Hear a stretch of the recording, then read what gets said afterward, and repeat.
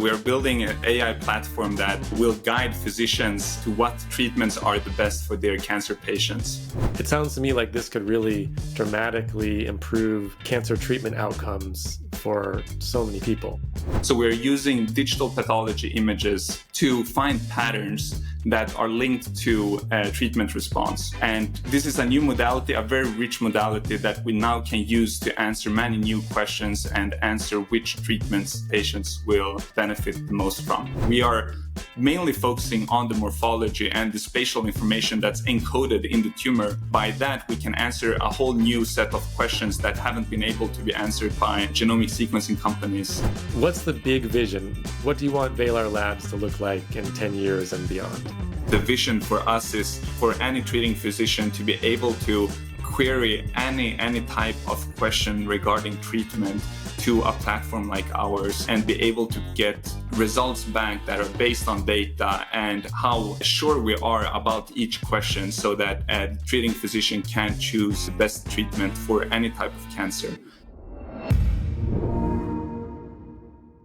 This was a fascinating interview with Damir Vrabac, a co-founder and the COO, Chief Operating Officer of Valar Labs, a startup that has developed an AI platform that analyzes cancer tissue samples and predicts which cancer treatment options would be most effective for each individual cancer patient. This is an incredible technology that could have a tremendous positive impact in the lives of so many people. Damir is originally from Sweden. He attended KTH, the Royal Institute of Technology, for his bachelor's degree in electrical engineering. More recently, he attended Stanford for a master's degree in electrical engineering. But he did his research in the Department of Computer Science under Professor Andrew Ng and Professor Jure Leskevich. While at Stanford, he was the first author on an article he published with his colleagues in Nature, one of the world's most read and most prestigious academic journals. In that article, he provided the proof of concept for what has now become Valar Labs. A little over a year ago, Damir and his co-founders successfully raised a seed round of venture capital financing of $4 million, led by Andreessen Horowitz, otherwise known as A16Z, which is, of course, one of the most prestigious, largest, and successful venture capital firms in Silicon Valley and the world. In this interview, we talk about the company, the technology, a little about Damir's personal and professional background, and then a bonus round at the end. I really hope you enjoyed this interview as much as I enjoyed the conversation. It is an amazing application of AI and a peek into how medicine may be transformed in the years ahead. I'm just really excited for you to hear this. Enjoy. Damir, let's dive into talking about the company. Tell me about Valar Labs. What does the company do? What's the problem you're solving, and what's your solution? We're building an AI platform that will guide physicians to what treatments are the best for their cancer patients. And just to take a step back and give some more context to the problem, today there are multiple treatments that physicians or often oncologists treating the cancer patients often have multiple treatments at hand to choose between. But they don't have the tools in many indications, in many cancers, they don't have the tools to select the best treatment for their patient. And this problem, we see this problem just analyzing the data where many patients that get treatment A, for example, in one cancer, sometimes don't respond, but do respond to treatment B. And vice versa. We see this many times, and there is a lot of heterogeneity in the response. Even if the cancer drug has a similar action of mechanism, different drugs tend to have heterogeneous response rates.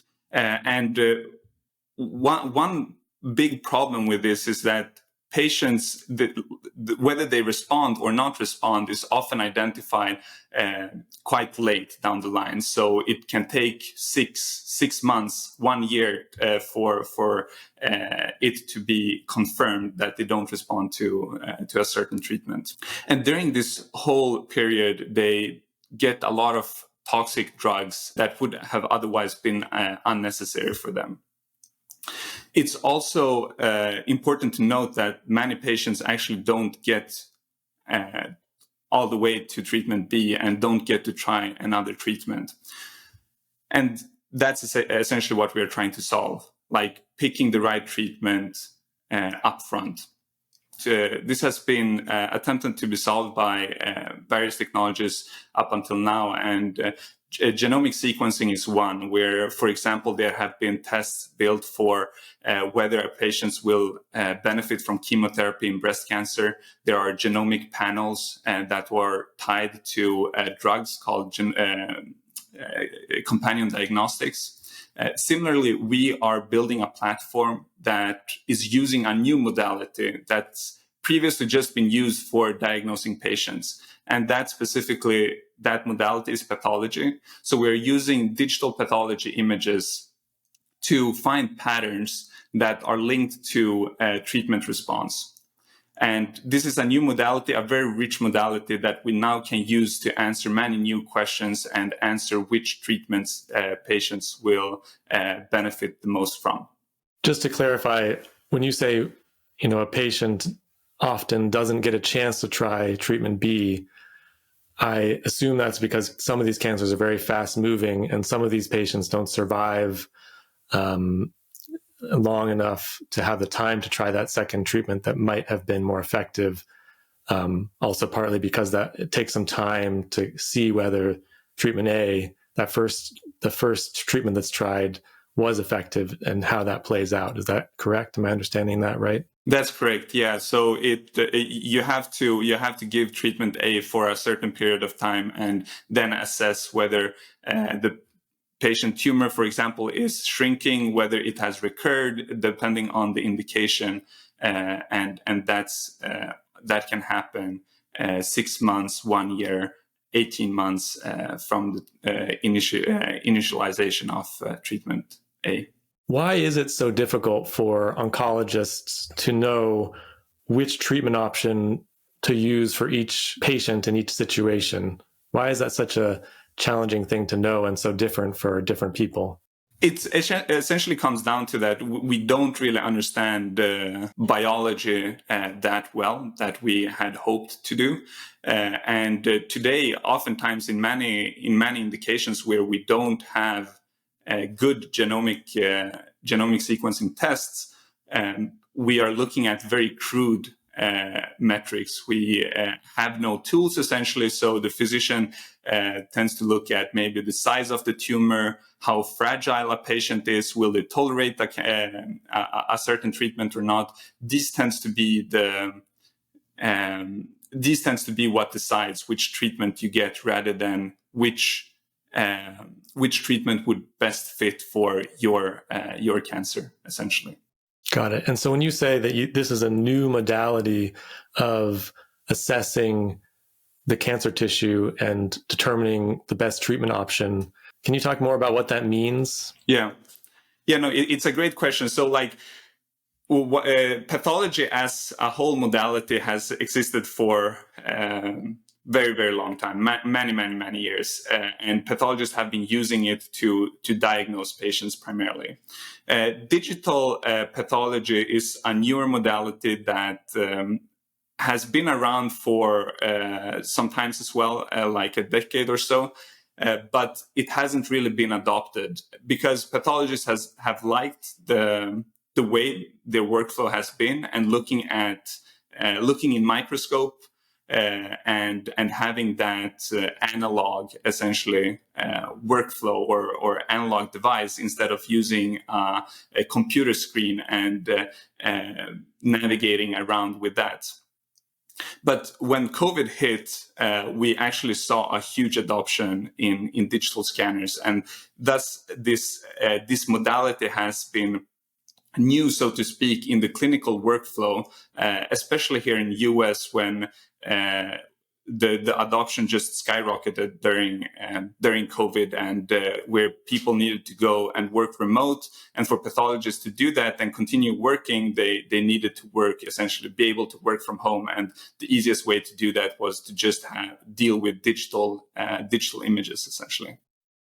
So we're just talking about digital versus analog, but I guess my question is, just so I understand clearly, when your AI platform analyzes cancer tissue and determines the best course of treatment for that patient, is it using, when it looks at sort of the morphology of the tissue and whatever shapes and sizes and colors or whatever it looks at, is it using sort of the existing body of medical knowledge about pathologists, how pathologists would, an oncologist would determine, looking themselves as a human doctor closely at a tissue?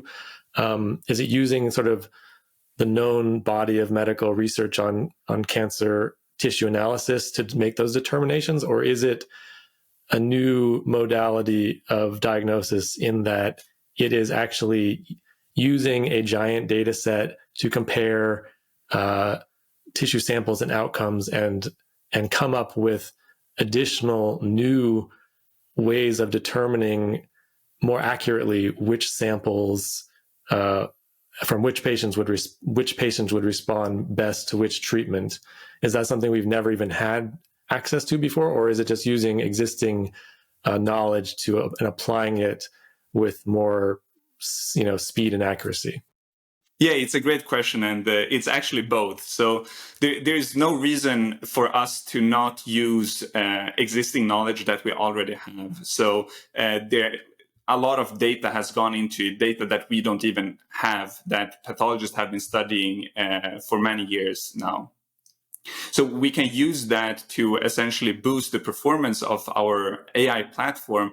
But as you're mentioning, like a lot of the power is coming from discovering completely new patterns in the pathology that are linked to treatment response. And just to give some context to like how big these images are and why patterns have been difficult to identify, you can think of this as a big Google Maps that you need to go down to the street view and be looking at houses to be able to then zoom out on a quite big area where you now need to aggregate all this information in your head and try to correlate that to whether someone will respond to a certain drug. So that's never been possible by a human before, and pathologists haven't been doing that. Pathologists have been focusing on whether a patient has a certain cancer or not, and they often are distant from the treatment itself, or from the treatment choice and what the outcome of the patient is, because that tends to be the oncologist or various treating physicians that follows the patients and that treats the patient essentially. Sorry, can you explain the Google Map analogy a little bit more? Is that because if you're a human looking through a microscope, you just can't see the level of detail that an AI platform could see?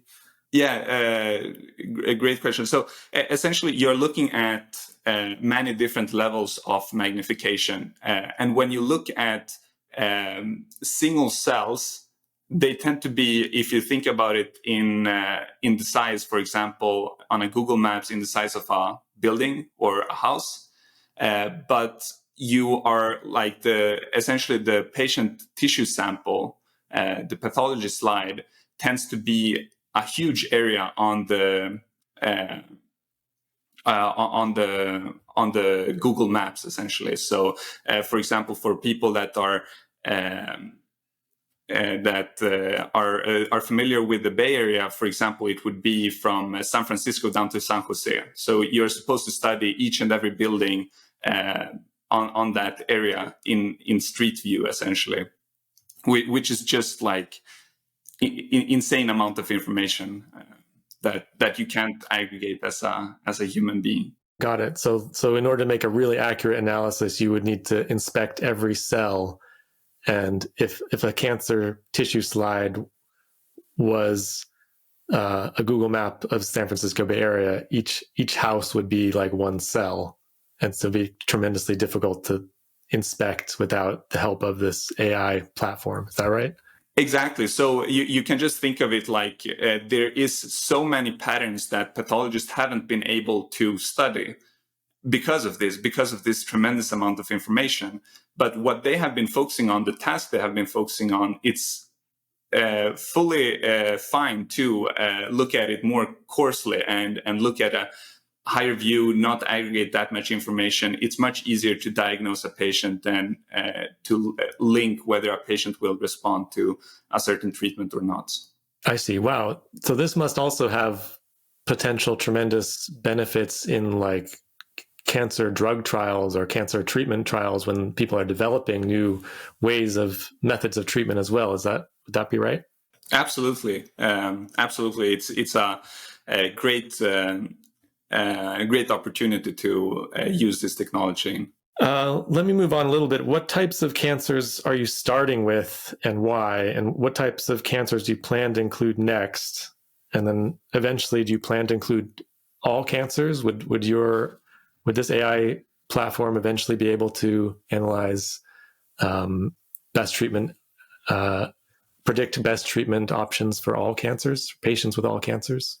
Yeah, great question. And yes, to your latter point, we are focusing on solid tumors. So eventually, the platform will be covering all solid tumors. Right now, what we're focusing on is GI and GU cancers. There are a ton of unanswered questions there. So you can think of each indication may have multiple questions.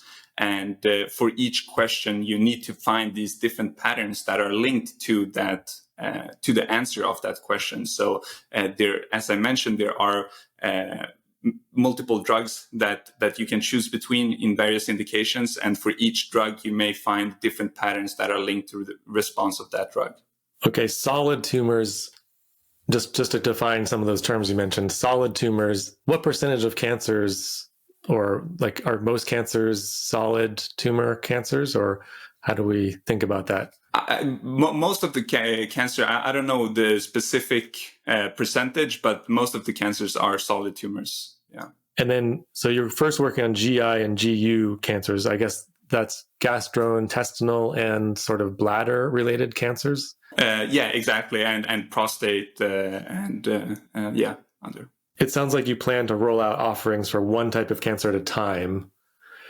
How easy is it to scale your AI platform to include these different additional types of cancers? It's for each cancer that we build for, it just becomes easier and easier because we have a platform that's quite generic, and there is a lot of transfer learning that is happening. And from going from the first question to the second question took us half the time from building the platform and identifying the patterns. It took us half the time for our second indication, essentially. And it's gonna just scale from there. So as we build and have more data, it's just gonna fuel the platform and make it more and more generic, and there will be more and more transferable learnings that is happening, essentially. It sounds like analyzing each type of cancer is a little bit different, but you have this sort of the benefits of your methods of analysis from other cancers previously developed will pay off large dividends as you move forward in rolling this out for more and more types of cancers. Is that right? Yeah, absolutely. In each cancer, the tumor microenvironment can look the same, but there are a lot of similarities as well that can be used, and knowledge that can be used. So absolutely. Tell me a little about the larger competitive landscape of AI for cancer analysis. Is there any serious competition? And if so, how is Valar Labs different? And why is it the approach you think is best? Yeah, great question. And it comes down to like the main competitors in the space are other genomic sequencing platforms or tests, essentially, that's been around. And we are different in the way that we're using a new modality that hasn't been used before. There are some pathology AI companies. Specifically, most of them have been focusing on making the pathologist workflow more efficient, making it more accurate, reducing the variability. We are more similar to the genomic sequencing companies, where our primary user and our primary focus is the treating physician. And choosing the right treatment instead of diagnosing the patient. So those are our main competitors. And the way we differ is the modality. Genomic sequencing is essentially using the whole tissue and crushing it down, and don't consider spatial information in the tumor microenvironment. So our approach is quite orthogonal to that, where we are mainly focusing on the morphology and the spatial information that's encoded in the tumor. By that, we can answer a whole new set of questions that haven't been able to be answered by genomic sequencing companies so far. And we've actually showed that in a couple of publications, where we showed that our tests provide orthogonal signal to predicting response in various indications. And the second thing is also turnaround time to genomic sequencing companies. So for us, the turnaround time will be super fast. In matter of 1 day or a couple of hours, we'll be able to provide back a result, while these genomic sequencing companies oftentimes takes 2 to 3 weeks to report back to the treating physician. Wow, 2 to 3 weeks sounds like a long time in a cancer treatment scenario. Absolutely. And actually, to that point, many times it happens that the treatment already gets started, because you can't, the treating physician can't wait so long, and the patient is impatient and can't wait for that result to come back. So the test results oftentimes actually comes after the treatment initiation, and thus doesn't become actionable in those cases. Wow. So that's a big differentiator, I guess. That speed is actually a surprisingly big differentiator in this situation.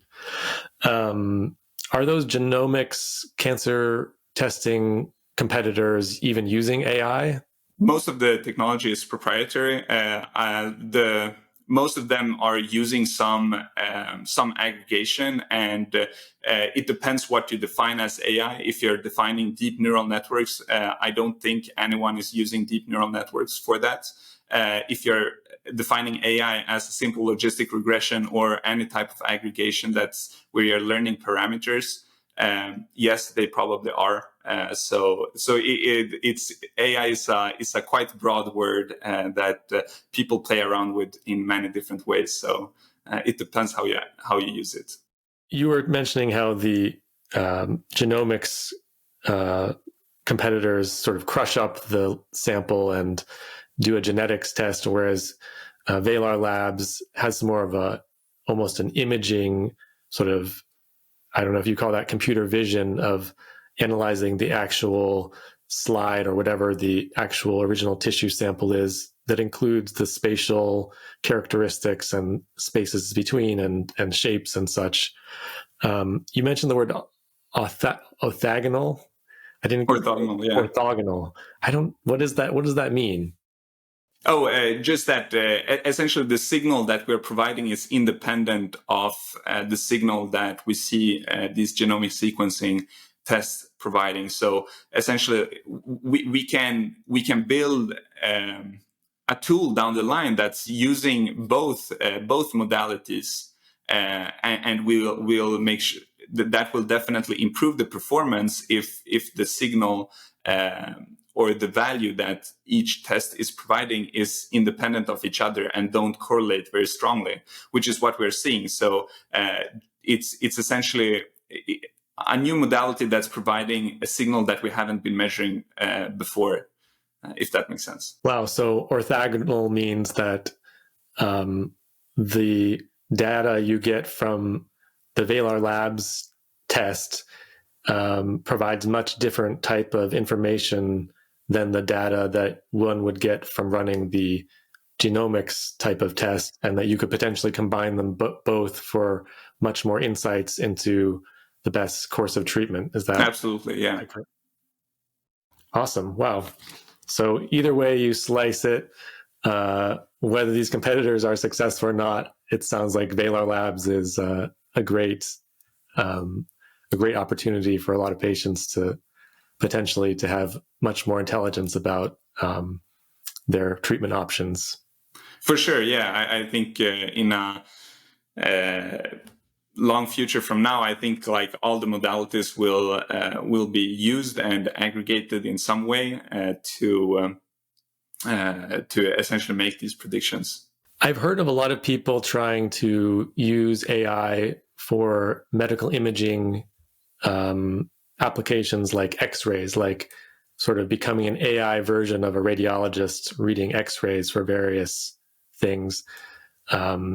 This use of AI to read cancer tissue samples seems very unique and sort of unexpected. I wouldn't have sort of thought of this at first, but clearly it's an amazing potential application for this technology. How did you even land on this idea?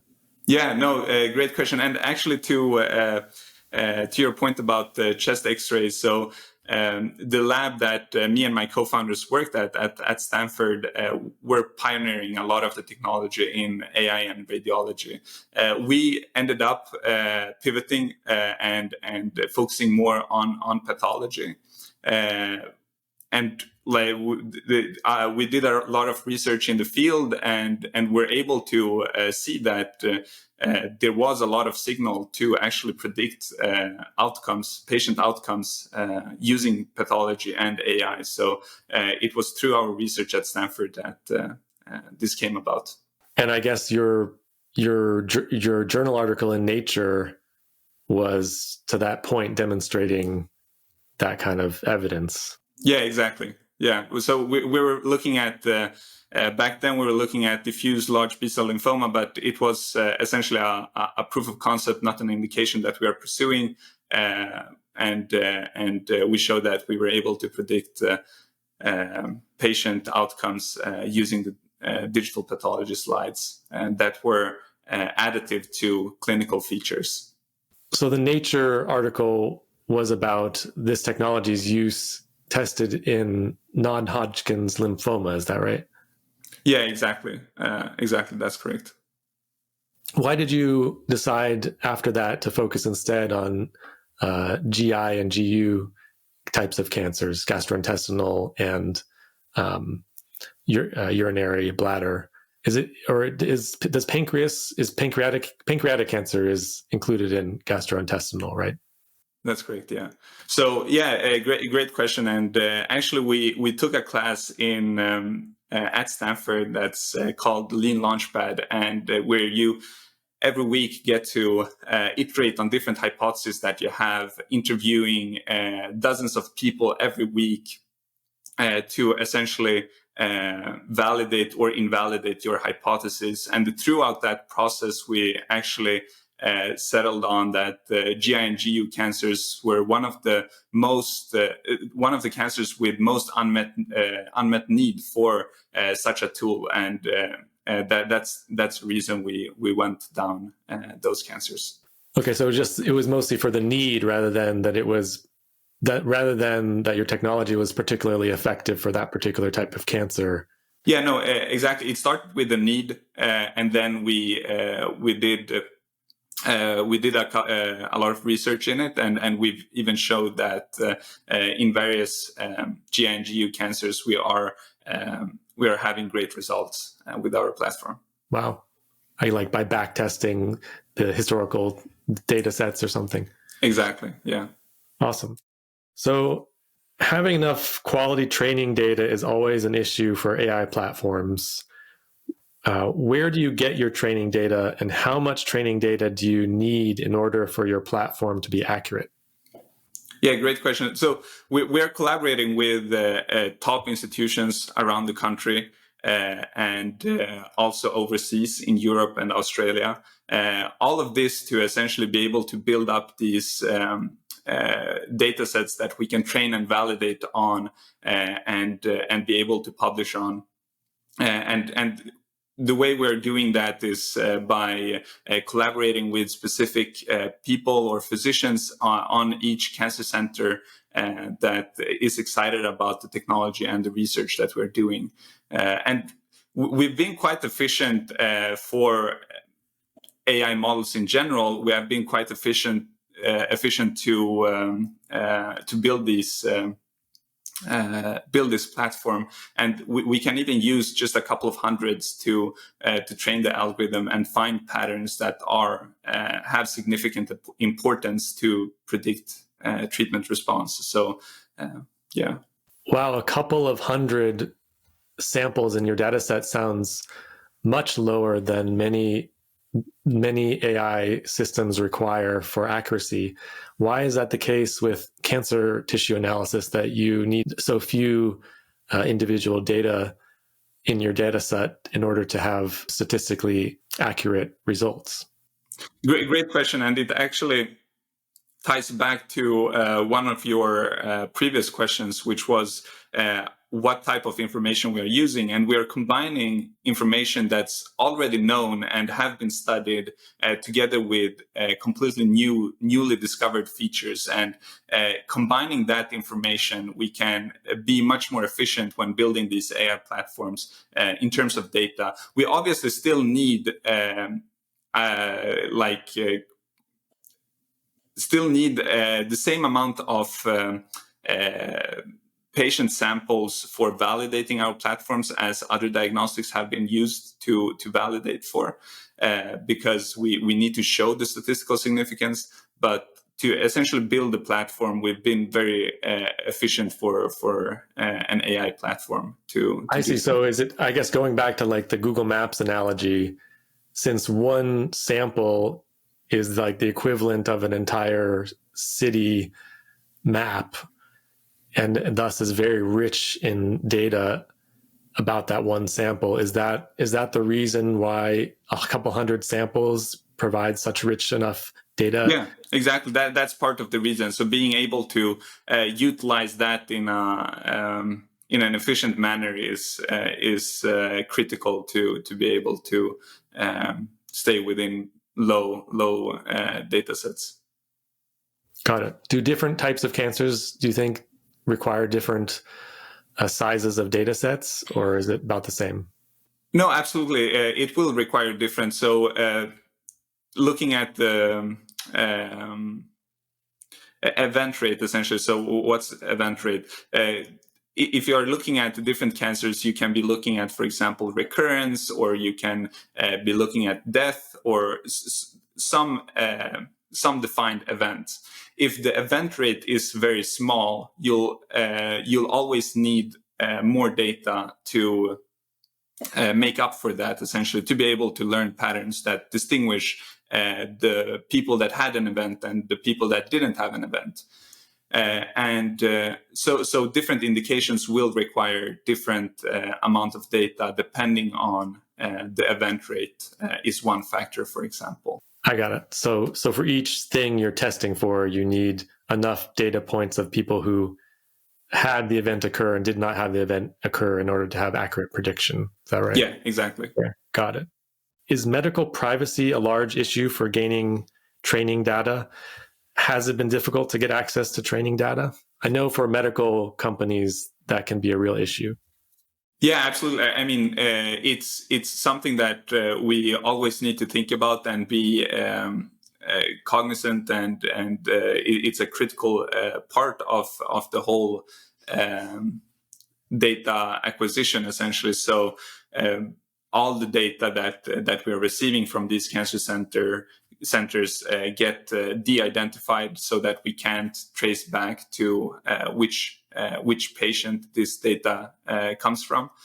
So all of that is done. Obviously, in the future, when we have commercial tests, then we'll be dealing with patient data directly, and we'll have very secure methods to not have any leakage there, essentially. Got it. So basically, anonymizing the data so that we can't know what the names of the people are is enough to cover that hurdle and access this kind of data. Is that right? Yeah, exactly. Cool. What's your business model and how will Valar Labs make money? It's essentially a diagnostic test, which we've seen and which I mentioned, like similar to the genomic sequencing tests that are around. We have a very similar commercialization strategy, essentially, and business model. The way it works is when the resection or biopsy has been taken from the patient to be diagnosed, it gets sent to the pathology lab, and in the meantime, the treating physician can order a Valar test to be able to be able for us to be able to tell which treatment is best. So our main user tends to be the treating physician, oftentimes the oncologist. And we communicate with the pathology lab and to receive the digital pathology slide, and then we end up billing the patient's insurance for our test, and the report gets sent back to the treating physician that is the one that has the question of which treatment to give the patient. Okay, got it. So this is not a software as a service SaaS business model that you're selling to hospitals or pathology labs to do it themselves. This is a sort of in-house testing service business model where everyone sends you the slide, which I suppose is a digital picture that could be emailed or whatever, sent digitally from anywhere in the world to your operations in Palo Alto or wherever. And then you as a service send back the analysis. Is that correct? Yeah, exactly. So to your point, it's a standalone diagnostic test, and it's not commercially available now. Just to mention that, but yes, the way we can accept will be able to accept pathology slides will be both digitally and physically if the pathology lab wouldn't have a digital scanner. Cool. So in terms of business model, we're talking sort of service, a lab test sort of business model rather than a selling or licensing the software, the AI platform business model. Is that right? Yeah, so exactly. It's not a SaaS that needs to be integrated. It's more so a diagnostic test that we are running. What's the big vision? What do you want Valar Labs to look like in 10 years and beyond? Yeah, that's a big question. So as I mentioned today, we are seeing horrifying recurrence rates in many different indications. And this is something that obviously we are working towards. And as you mentioned, we want to be able to cover each and every cancer out there.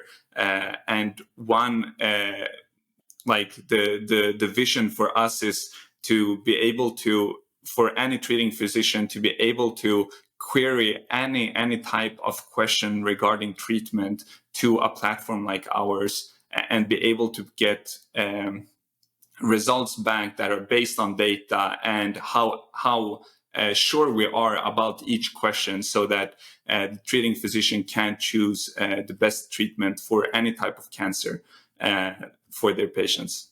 It sounds to me like this could really dramatically improve cancer treatment outcomes for so many people.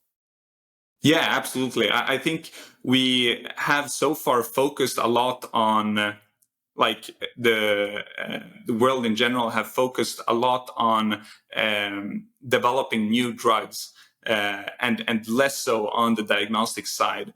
And we should continue to do that, absolutely, focusing on developing new drugs. But at the same time, we have a lot of good drugs. We just need these type of tools that will tell you which patient is it going to work for. And I think having those tools will drastically improve even what we currently have in terms of drugs. Wow, this is so exciting. I'm really glad we had you have you on the program. This is a very hopeful and optimistic technology to talk about. Awesome. No, thanks, Sasha. Let me ask you some personal questions. Tell me a little about your personal and career journey, and how did you get to where you are today? I'm originally from Stockholm, Sweden. Grew up there most of my life until 4 years ago when I came to the Bay Area. I did my first startup back in Sweden that was developing products for people with rheumatoid arthritis. My educational background has been in engineering, which was a little bit unexpected. I was very interested in business side of things, but I had a huge passion for math and thought that was one of the most fun subjects in the school during high school. So I ended up switching that and focusing more on the engineering side. So did an electrical engineering at KTH in Sweden. And did some research over there as well on mathematical modeling over networks, specifically virus spreading processes over networks. This was before COVID, so back then I had to explain to people why that was interesting, but it's more obvious nowadays. Since then, I came to Stanford about 4 years ago to continue my interest in AI and healthcare that I started to acquire. Here I focused came here focused on digital pathology and AI. Joined the lab with my co-founders under Professor Andreessen. And in parallel, I was also continuing my work on graphs and working with Professor Jura Leskovic at Stanford, and founded Valar Labs about 2 years ago now, where we did the peer accelerator program initially, and since then been focusing on Valar. You mentioned your previous startup was about arthritis. How many previous startups have you had, and can you tell me about what you were working on with arthritis? Yeah, great question. So this was a startup I started about 10 years ago now, I think, and it was essentially a digital wallet for people with rheumatoid arthritis. So they tend to have, and my grandma was one possible customer. Essentially, they tend to have difficulties grabbing thin objects such as cards. So at least in Sweden, there was this public transportation card that people tend to put in plastic bags just to make it a little bit thicker and hurt less when you're grabbing it. So what we ended up doing was developing other devices such as bracelets for these people to keep all their cards in one and the same device. So this was at the time when contactless cards were just coming. The main card in people's wallet was the public transportation card that had the contactless functionality. Today, almost all our cards in the wallet have it, but even payment cards hadn't came with the contactless feature back then. So we were quite early, and our main partnership was with the public transportation company back there in Stockholm, for which we were developing these bracelets. And wow, sounds cool. How old were you when you started that, and what happened to it? I think I was about 17. Wow. Yeah. All right, cool.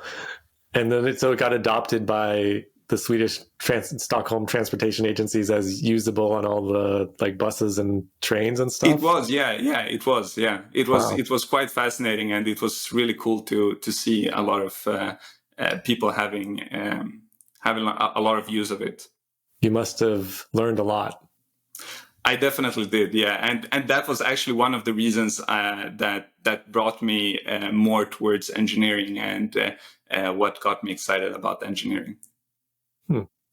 That's interesting. What have you applied some lessons from that experience into Valar Labs? For sure. I mean, I think there's a lot of like soft skills that gets translated. I think one of the things that I've learned is that stuff will take time, and that you should have patience, and not get too bundled up on nitty-gritty stuff, but being more comfortable with essentially uncertainties, and that stuff will take time, but having patience. You mentioned that you switched from business to engineering because you really realized you loved math and, I guess, solving these kinds of problems, like you did with your first startup. I guess I wanted to just drill a little deeper. I like to ask people, was there anything unexpected about your career path? And if so, what? Was it that switch, or was it something else? Or can you go elaborate a little bit more?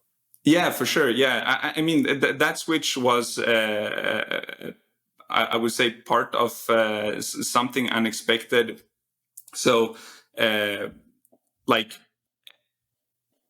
business and law school is some of the traditional pathways, most traditional pathways, I would say, in Stockholm and Sweden in general. Engineering, at least among my friends, that was less common, but I really had this passion for math, and I love solving these type of problems. So I wanted to somehow find a way that I could leverage that, or an education where I would get to practice that, and that was a great opportunity. And another more similar unexpected thing, I guess, was like I didn't never expect to go into medicine because of my interest for math, and throughout undergrad, actually, I ended up being quite interested in finance. And the reason for that is because I see a lot of fun mathematical problems in finance, and that was what caught my interest. But I ended up focusing on, for example, mathematical modeling of virus spreading over human networks. And that was actually tied, and the reason for that was a class I took in discrete math, where I was introduced to a graph theory, and I loved doing like proofs on graphs, and I found that really fascinating. I really liked the way proofs were set up. The reason I chose to go down that research pathway was because of that, because my my interest for graphs. So now I got to like study spreading processes on graphs, and that obviously it's not the type of healthcare I'm doing today. That's more on population health, but that essentially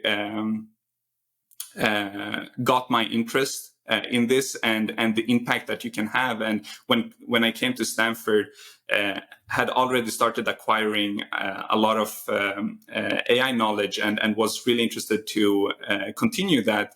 And there I saw a huge opportunity to do that on a more personalized level.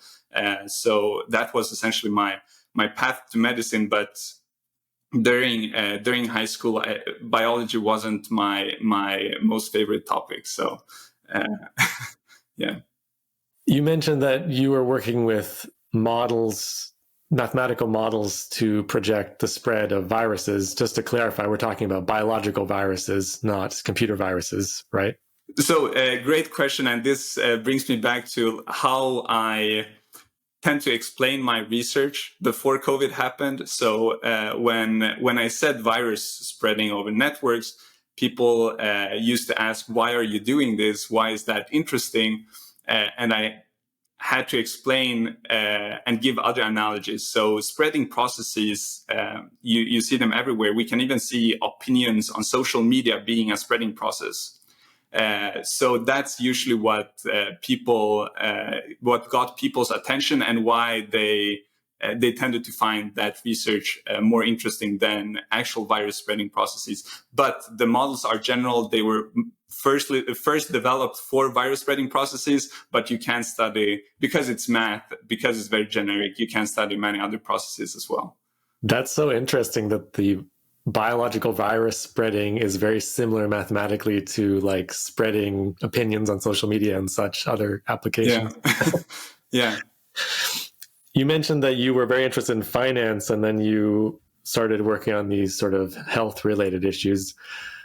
I just got to say, I'm so glad that we have you working on, essentially cures for cancer instead of how to make hedge funds more money. I think it's a win for the world.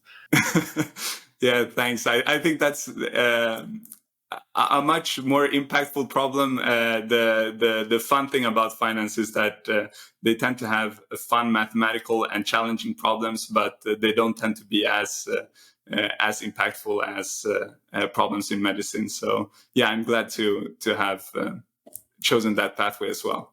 Yeah, I mean, I got to say, a lot of Wall Street likes to brag that they grab the best and the brightest from all these fancy schools. And it's kind of a shame that all this brain power is going into like incrementally making more money, or I guess they're trying to dramatically make more money. But it's sad that all this brain power and potential is going into sort of beating the market instead of bringing humanity forward in a really positive direction. 100%, yeah.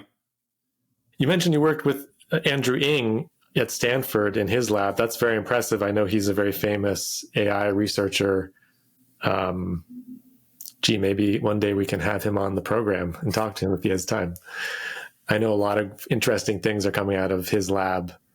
That must have been a really interesting experience.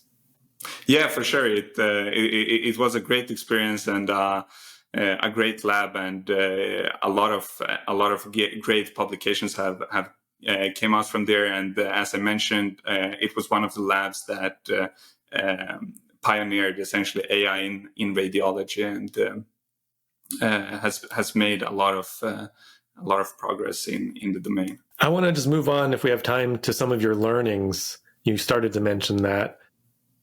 As I mentioned in the introduction, a little over a year ago in March 2022, Valar Labs closed a seed round of $4 million led by Andreessen Horowitz, also known as A16Z, one of the top VC firms in Silicon Valley. What tips do you have for other founders that want to successfully close a seed round with a top VC firm? Yeah, it's a great question, and I wish I had a great answer for it. But what I can think of is one thing that we found in while raising the seed was essentially the match between us and the partners at A16Z. So I think that's critical for many startups to be seeking, both for them but also for the sake of the fundraise. I think that's it's gonna just make it much easier for an investor to be able to evaluate you and to be able to look at your progress. So just to take a concrete example, like for us with A16Z, the partners that led our round were Vinita Agrawala and Jay Rugani. And both of them had been at Flatiron, which is a company that develops an EMR for oncology practices, so they truly understood the space already, the oncology space. So they were truly able to look at our progress and understand what we had made, how efficient we had been with capital, human resources, and all of it to get where we were, and like have that like transparent and true evaluation, essentially. But also from our perspective and from a founder's perspective, someone that knows the space very well is the one that's going to be able to be most helpful, that's going to be able to support you along the line, and that's going to be able to provide a lot of knowledge in the space, and not just capital, but much more beyond just capital. And I think that match is going to be essential for people to raise a successful have a successful fundraise. Got it. So it sounds like you think that having venture capital investors who are very informed about your particular technical area, and in this case, medicine more generally as well, is key to being able to work well with them and getting the maximum benefit from working with them. Yeah, 100%, exactly. How important do you think personality is as well in terms of choosing a venture partner whose personality matches or complements the personalities of the co-founders of the startup? Obviously, it's a partner you're going to have to work with probably for a decade or more if things go well. Obviously, people work better with some people and not with others, and even within the same VC firm, you could have very different personalities of individual partners. Was that something you also that also was important to you in selecting which partners and which firm to work with? Yeah, for sure. And as you say, like it's someone that will be with you for many years ahead, and that you will be working with. So I think it's critical to have a good match on a personal level as well, I think, and something that we obviously found. And it's I could just like reiterate on whatever you said, but it's exactly as you're mentioning. I think it's critical because you'll be it's kind of a business marriage, right? You'll be working side by side for a lot of years. Do you think both that technical expertise and the personality is sort of equally important, or how do you think about that? Was the technical expertise and sort of industry connections sort of more important? I wouldn't say it's more important because, as you said, like if you're not matching on a personal level, I think you'll have a lot of tough years ahead. So I think they're equally important, I would say. What do you think are some of the most important attributes of a startup and startup founders that can help make them successful? 10 years from now, I can maybe answer this much better, but I can just have a couple of hypotheses. I mean, I think for us at least, we met in the in the lab. We had worked a lot together. We knew how we were all working together. We'd spent tons of hours working both technically, but also, as I mentioned, like interviewing people and more thinking strategically and business oriented. So I think having that experience is crucial, because you'll be around your founders for more than you are at home, essentially, and you guys will be in everything together. So being sure that you guys are working well together, I think is a critical part, and that you guys can complement each other in various ways. What have been some of the most challenging parts of being a founder for you, and how have you overcome those? I think founding a company, you face a lot of these catch-22 problems. that appears in many different ways, and they are obviously they're quite frustrating in the sense that there is no clear way to solve them. It's not like math; you need to hack them. And one thing there, for example, for us has been like creating partnerships is one catch-22 problem. Like it's much easier to create the 11th partnership rather than the first. It's easier to get people on board when you have other people that have already said yes to you. For us, the way it's we've had to like essentially hack it or solve it has been by interviewing a lot of people, in the end finding the most forward-thinking people that see your vision, that's sharing your vision, that's excited about doing research with you and developing this together with you. And these people often also have a brand name in the community that also helps a lot for bringing on board the second, the third, and so forth.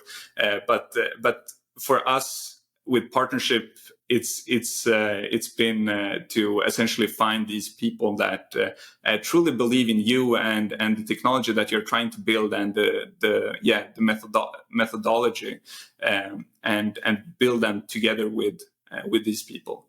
What's something you wish you had known before founding a startup? Something that's not shared enough?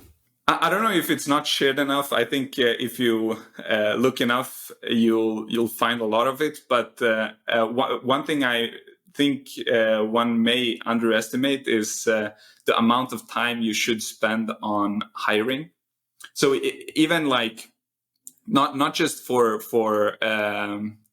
that like you needed to grow your team faster or something like that, but rather so like you need to spend so much time sourcing people and finding the right people, because you in a startup you end up having a lot of criterias, and that limits your pool, and it's not making it easier that you're a small company where other people views as high risk. So spending a lot of time sourcing people and hiring to be able to find the best people, which will be crucial to get something off the ground, is something I think at least I underestimated in the beginning. Yeah, people is so key. It's like the startup is all about the people, and I guess any company is really all about the people. How do you think? Have you developed some kind of philosophy about the sort of type of person you're looking for when you build that culture at your startup? Or I think you mentioned something about the risk perceived by other companies. I didn't quite catch that. It's a process to obviously find someone that fits into the culture. And for example, as I mentioned, one of the criteria is for someone to be comfortable in an environment that is fairly uncertain day to day, and you need to find you're more hands-on rather than being delegated everything. So you'll find a way to create value for the company and find a way to align with the company's vision. And I think those are some of the important things that we would look at. Cool. So you're looking for like entrepreneurial people who figure out how to be helpful themselves and how to fill gaps by themselves. Exactly. I think at least in the beginning, when you can be very picky and you have quite a small team, that's something that you should and need to focus on to be able to get something off the ground, and to not be spending too much time managing people, but focusing on building and moving the company forward. Obviously, with scale, companies tend to have to expand their criteria, but I think as a startup, you need to be quite picky about who you hire. Right. So spend more time early on searching for and evaluating candidates so that you can spend less time with headaches about them later and switching, I guess, is Exactly. All right. I want to move on and just talk briefly, since you are from Sweden, I want to talk about Sweden versus Silicon Valley. I've been to Stockholm a couple times. I love Stockholm. It's an amazing city and country, at least in the summer. Yeah. Summer is amazing. Maybe I shouldn't say that on this show. I don't want too many more people to go to Stockholm, and I want to just go enjoy it every summer if I can. But yeah, I want to talk about Sweden versus Silicon Valley. Stockholm has a strong startup ecosystem, maybe one of the most robust, one of the most robust, I guess you could say, in Europe, albeit fairly small, but pretty active. I think it usually ranks in the top, I don't know, half dozen or something in Europe. Very interesting tech startup ecosystem in Stockholm. What are the major differences you've noticed between the startup ecosystem in Stockholm versus Silicon Valley? Coming to US, I was actually a bit shocked and surprised and excited as well about the opportunities that are built up, and the amount of capital that we're talking about in the fundraising, in anything, right? We especially with different rounds in Sweden, it felt like the number when I go back to the Swedish news and look at them and see different fundraisers, it tends to be the same number we're talking about in a different currency, and the currency is 10x, 10x less. So I think that itself creates a lot of opportunities to scale up fast and to have a fast growth, but also general. There tends to, a lot of these opportunities tend to be much bigger. But on the flip side, I think what's nice in Sweden, and something that's probably making the startup scene quite successful over there, is this the strong safety net that Sweden has, and people may not feel as much risk starting a startup, and more people may be able to actually try and start a startup and follow their dream. And to your point, I actually remember during the start of COVID, I think at least back then, I believe Sweden and Silicon Valley was top 2 in number of unicorns per capita. So I think both places have been super successful in their own ways. But there are also lots of similarities, right? Where you have a lot of role models around yourself in the society that's achieved that journey, and that you can look up to, and don't feel too distant from them, essentially. Cool, got it. So it sounds like the valuations and round sizes are much smaller in Stockholm still for startups. And it sounds like you were saying the much larger valuations and specifically round sizes, say seed round sizes, for example, in Silicon Valley, provide a sort of opportunity to jumpstart technological development in a startup to a degree that is not really possible at those much smaller round sizes in a place like Stockholm. I think Silicon Valley gets a lot of flack for, overheated rounds in recent years, but there is that benefit of with more money, people can really build something amazing from an early time. And to your point about the safety net, obviously Sweden is such an example for years of sort of social safety net. I think that is perhaps somewhat eroding in more recent years, but still much more of a social safety net than we have in the US. And I guess you're saying that provides more of a more safety, that kind of guaranteed existing medical coverage for everyone, and sort Exactly. of other financial safety net aspects to the society, make it a little safer to go quit your job and start a new company. Whereas in the US, that might be a more risky endeavor if it goes badly. Yeah. Don't let the Estonians hear you claim that Sweden has the most unicorns per capita in the world. The Estonians are very, very emphatic that honor goes to Estonia, which I believe is a country of only 1 million people or so. Oh, okay. I don't know what's the accurate. I don't know who wins on that. I always think maybe that startups per capita in a country is maybe less accurate than if you look per capita in a sort of startup ecosystem, like a larger city area, like San Francisco Bay Area. But we'll leave that debate for another day. I do notice that obviously in Sweden, there's such a quality of life, and work-life balance is very important, among other things. In fact, when I went to Sweden in the summer to try and meet with some folks, everyone was, of course, all the business people were on vacation, at least the venture investors, or most of them were on vacation all of July and at least half of August is like the traditional vacation time, which to an American was like hard to even comprehend. I mean, it's amazing. It's great. More power to them. It just is very confusing to an American. And in fact, when I've reached out to, potential guests for this show, I want to have some more guests from the Nordics and Baltics, but they are all on vacation currently.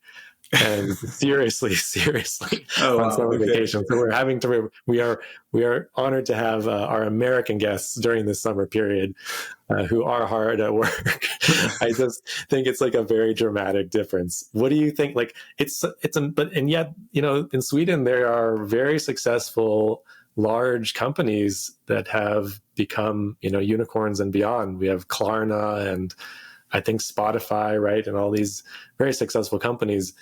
How do they manage that with like this extreme work-life balance where everyone's gone in the summer maybe and people leave at whatever 3 or 4 p.m. to go be with their families? Are they just way more efficient than Americans, or what's going on?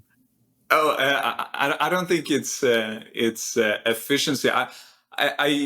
I hope not, but I don't know. I hope not. The startups are taking 1 or 2 months of vacation. I don't know who's running that company if that's true. Okay, maybe just the VC investors are taking it somewhere else. Maybe the startup founders are hard at work. I know that in general in the business culture in Sweden, as you say, like you have around like 4-5 weeks of vacation per year. I've also heard that it's even more southern in the southern Europe, like France and Italy and such. But 5 weeks is a lot, and I wouldn't be able to imagine me taking 5 weeks off at Valar Labs. So there have been many people who have moved to Silicon Valley from other countries and become very successful. This seems to be a rather unique and special characteristic of the US, and perhaps Silicon Valley in particular. How has your experience been so far of being a foreigner coming to Silicon Valley and Stanford and founding a startup here? Obviously, the first thing that pops up to me and probably a lot of other foreigner people here in the US is the stressful and tedious process of immigration. But I've not been an immigrant in Sweden, so I can't tell you how it is somewhere else. But that's one thing. But otherwise, I think how it is, like the culture in Silicon Valley is quite heterogeneous. Like I would say that, for example, like I'm thinking now, Stockholm and Sweden, it's becoming more and more heterogeneous, but it's still fairly homogeneous with mostly Swedish people in all the companies, and now like Spotify, Klarna probably as well are like the culture is a little bit more on the heterogeneous side in the society compared to the society.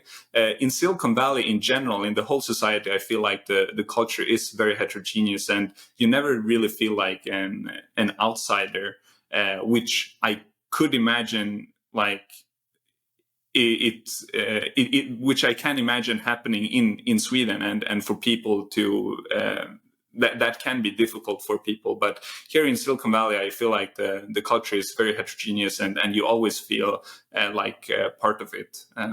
Yeah, I guess, I mean, for one, the San Francisco Bay Area is a fairly diverse population. And then in Silicon Valley in particular, there's people from all over the world who've come to help build amazing companies and do various things. It's sort of a global center of tech and startups and venture capital.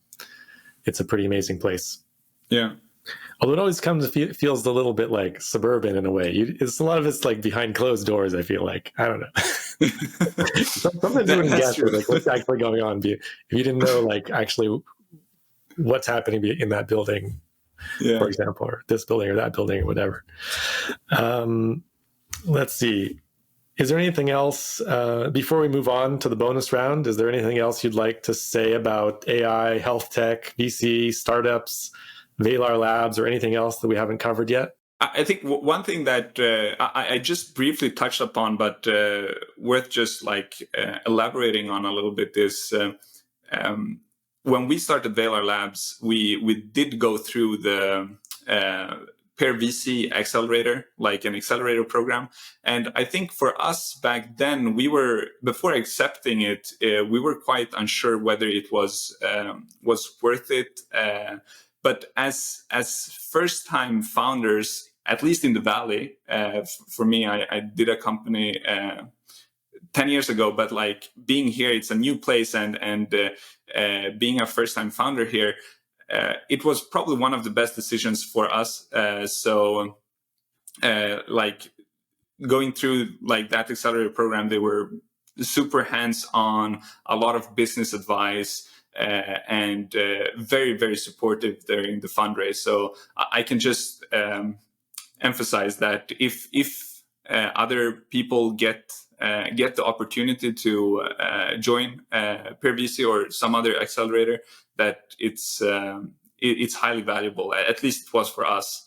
But then I also want to like end all this about VC, startups, healthcare, and so forth with like emphasizing that often we hear how hard startup is and how tough it is to start a startup, how hard it is to get it off the ground, but not as often how fun it is as well. And yes, pulling all-nighters can be tough, but like working closely with people that you really enjoy working with and that you come along with really well, celebrating all the wins and seeing everything from the ground up is super, super fun. So like, can't just emphasize that not enough. I love that message. I love that idea. It's so great to work with people we really enjoy on solutions to meaningful problems in the world, and at the same time building a successful company at the same time. About the accelerator programs, just to drill down a little bit on that, I don't recall the particulars of Pair VC, but of course, generally accelerators take a certain percentage of equity, often give a certain amount. I think it's often a couple $100,000 in sort of investment capital. I think the equity is usually in the single digits, low mid single digits, sometimes a little higher. And often it's a very intensive program. Of course, along with Pair VC, there's also places like YC, Y Combinator, Techstars, and others. What would be your recommendation for like when a startup team is ready for that kind of intensive program? Is that best when you already have sort of a product offering, or can it be before then? Is it? I always sort of imagine that this is maybe most helpful when you're ready to sell, kind of, and sort of like this pressure and kind of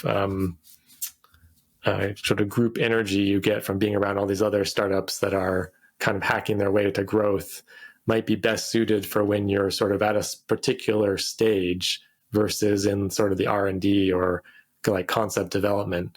What would be your sort of advice on when is the right time to apply to that kind of accelerator program? So I think it depends on obviously what industry you are in as well. For us, obviously, we haven't yet started to sell our diagnostic tests, but I wouldn't say even in other industries that you need to be at the stage where you're selling. And I don't think actually anyone in our cohort, except for maybe one company, was selling. I think what the right stage tends to be is when you're in a phase where you're still comfortable to pivot, which oftentimes is actually not when you've started selling, but sometimes you're still comfortable to pivot, but maybe not as fast after you've started selling.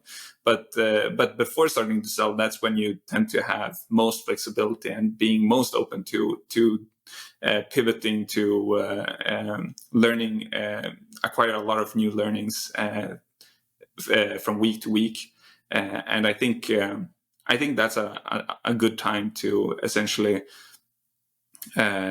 join an accelerator, and where you can start building your operations and your hypothesis about the world, and how you finding the fit of your idea in the society or in the marketplace.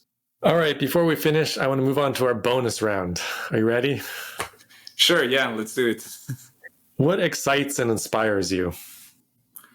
I would say meeting and talking to people that have built great and successful companies before. They often tend to know the right amount of detail about everything that's in their space. So it's always quite fascinating to talking to these people, and they tend to always have the broad knowledge of how everything is working and how the wheels are turning in the whole company, rather than on specific departments or specific places in the company. What's something about you that most people wouldn't expect? Maybe that I love the kick from sports like snowboarding and surfing. That you love the kick? What? The kick, yeah. The adrenaline kick, yeah. You're an adrenaline junkie, huh? How about someone was just telling me they went skydiving? Is that something for you? Have you ever done that? Would that be? I've done that once, yeah. That was a lot of fun, and I regretted. So the person I was going to jump with, just before we were going into the airplane, I was seeing all these other people coming down, and some people were doing like a lot of these maneuvers while some other people were coming more straight down. And I was telling my guy, like, hey, can we do something extra with these maneuvers? And when I got down after the skydiving, I was very nauseous for like many hours that day. I started to get the picture. Snowboarding, and what else did you mention? Surfing. Oh, okay. So now in Sweden, are you from Stockholm or from some other part of Sweden? I'm from Stockholm, yeah. Stockholm. Didn't get to surf much. No, is there that many like mountains in Sweden that there's enough hills to go down on snowboards? Yeah. I mean, if you, they're just like very small mountains in Stockholm specifically. Like I wouldn't call them even mountains, but if you're going like 4 hours driving away, you have proper ski resorts that are accessible. So I mean, it's not further away than Tahoe is from the Bay Area. So Got it. And a long winter full of snow, I guess. Yeah. Do you need a flashlight in those, a headlight in those dark winter days when the sun doesn't come up to like see where you're going on your snowboard? They actually tend to have even like night skiing in Sweden, where they like have lamps on the in the slopes. So that's pretty cool. I don't know if that's a thing here in the US, but Are those on like 20 hours a day in the winter so you can see where you're going in the darkness of the winter? Or? You probably need them 24 hours at least, very high up north. Where do you go surfing in Sweden? You don't go surfing in Sweden. I mean, there are some very few places where you can surf. I've been to like once or twice, but it's mainly been more south of Europe. Oh, I see. You take a trip to go surfing somewhere else. Yeah. So, but that was something you started doing before you moved to California. A little bit, yeah, but been mostly doing snowboarding. Have you become a big California surfer now that you're in the Bay Area? It happens now and then when when the waves are good and there's some time for surfing. So yeah. Do you hold a view on something that most people don't agree with you about? Everything, everywhere, all at once.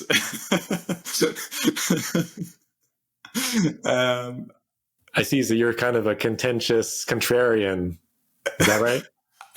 I'm the one that didn't get why there was such a big hype about the movie. I don't know if most people, but there is a lot of people on the other side. So, is it usually more on the critical camp? Yeah, exactly. Yeah. What's some advice you would give your younger self? To read more. I think books are great, and there's so much. Obviously, there is so much information just stored in books all over that it's free knowledge, and it's incredible how much you can pick up by just reading books by yourself.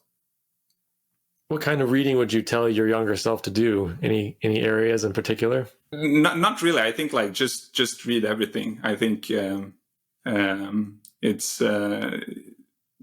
That's how you acquire general knowledge, right? And knowledge about everything. So I think not being niche on anything is, I think, good. Like I think I love having more of a broad knowledge. Last question. When you're gone from this earth, what would you like to be remembered for? Having co-built diagnostic tests that will allow patients to have the highest chance of survival from cancer with my co-founders, Anirudh and Vish. All right. That's a pretty awesome answer. May it be so. Awesome. I'm excited to see your guys' progress on this very, very important project and solution for humanity. I think it has potential to have a positive impact, and a very, very positive impact in the lives, quite literally, of so many people in the world. And I'm really excited to see your progress on this in the years to come. I hope it comes quickly, and I'll be really excited to hear more. Awesome. No, thank you so much, Sasha. And it's been great to be here and catch up with you and speak with you. So thanks a lot for having me. All right. Thanks so much for being on the program. I really appreciate your time. Thanks.